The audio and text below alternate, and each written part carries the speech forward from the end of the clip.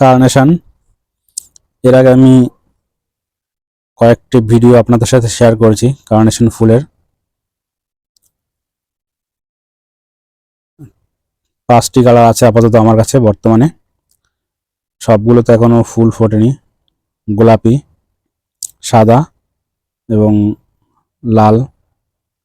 আরও কয়েকটি কালার আছে পার্পেল এবং ইয়েলো, যেগুলোতে এখনো ফুল ফোটেনি। কুড়ি এসেছে, ফুলের বার্ড এসছে। খুবই সুন্দর দেখতে ফুলটি এবং বহুদিন পর্যন্ত সতেজ থাকে ফুলটি। আর গাছ ম্যাচিওর হওয়ার পরে প্রচুর পরিমাণে ফুল ফোটে, অনেক দিন পর্যন্তই গাছটি থাকে। যদি বর্ষাকালে গাছটিকে বাঁচিয়ে রাখা যায় তাহলে আগামী বছর ওই গাছ থেকে আবার নতুন করে গাছ তৈরি হবে এবং তাতে প্রচুর পরিমাণে ফুল ফুটবে। বর্ষার সময় এমন জায়গায় রাখতে হবে গাছটিতে যাতে বৃষ্টির জল বেশি পরিমাণে না লাগে এবং টবের মাটি যাতে বেশি ভেজা না থাকে। যদি টবের মাটি বেশি ভেজা থাকে এবং অনবরত যদি বৃষ্টির জল গাছে লাগে, সেক্ষেত্রে কিন্তু গাছে ফাঙ্গাস লাগে এবং গাছে কিন্তু শেকড় নষ্ট হয়ে যায়, যেহেতু এর রুট ফাইবার রুট বৃষ্টির জল একদমই সহ্য করতে পারে না। আর এই যে ছোট ছোট ডালগুলো দেখতে পাচ্ছেন, এই কাটিং থেকে কিন্তু নতুন চারা তৈরি করা যায়। এই ডালগুলো কেটে যদি মাটিতে বসানো হয়, টবে সুন্দর করে পটিং মিক্স দিয়ে বসানো হয়, তাহলে কিন্তু নতুন চারাও তৈরি করা যায়। বীজ থেকে কার্নেশনের চারা তৈরি করাটা খুবই কঠিন এবং বীজের গাছে কিন্তু অত বেশি পরিমাণে ফুল আসে না।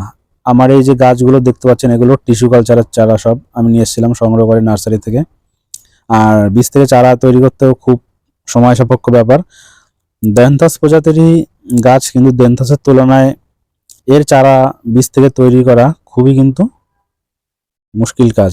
দেনথাসের বীজ থেকে সহজেই চারা তৈরি করা যায়, কিন্তু কার্নেশন একটুখানি মুশকিল আছে।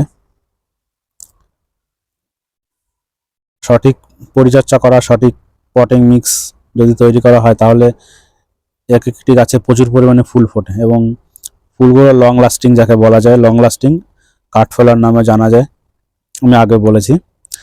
এর যদি আপনারা টিস্যু কালচারের থেকে চারা সংগ্রহ করে বসাতে চান, তাহলে সঠিক টাইম হলো নভেম্বর, ডিসেম্বর, অক্টোবর বসাতে পারলে সবচেয়ে বেশি ভালো হয়।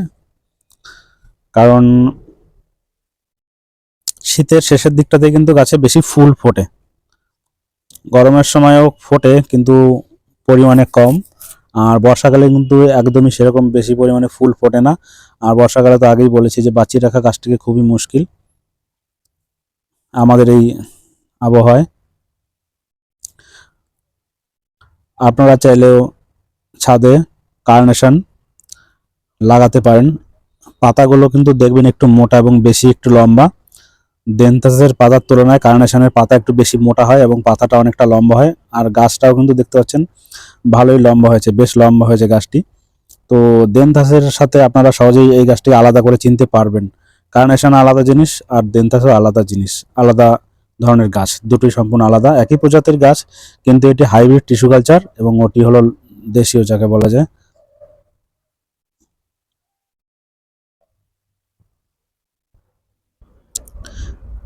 টিস্যু কালচারের গাছে বীজ একেবারেই হয় না। আমি অনেক চেষ্টা করেছি, কিন্তু সেই পরিমাণে বীজ আমি কিন্তু দেখতে পাইনি কার্নেশনের গাছে, টিস্যু কালচারের গাছে।